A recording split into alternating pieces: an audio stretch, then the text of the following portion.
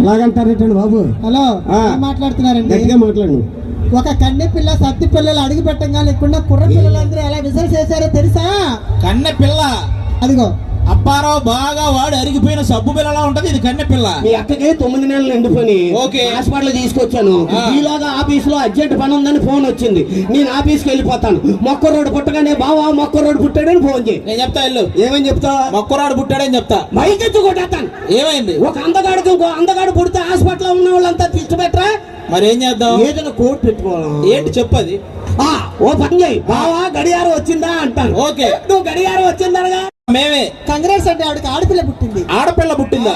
మొక్కరాడు పుడితే గడియారం వచ్చిందని చెప్పమన్నాడు. ఇక్కడ ఆడపిల్ల పుట్టింది. ఏం చెప్పాలి? ఒరే బావా, ఆ ఏంటి గడియారం వచ్చేసిందా? ఆ గడియారం వచ్చిందిరా, కానీ ముళ్ళు లేదు.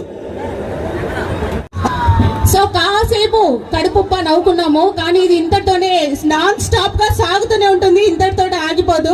సార్ మీరు ఏదో చెప్పాలనుకుంటున్నారు? ఏం చెప్తాం? ఇంకేం మిమ్మల్ని చూసిన తర్వాత ఏం మాట్లాడతలేదు అసలు. అంటే మేము స్టార్ట్ చేసాను సార్. అందం కాదు, చలి జ్వరం వచ్చారు. సరే చెప్పండి అడ్రస్.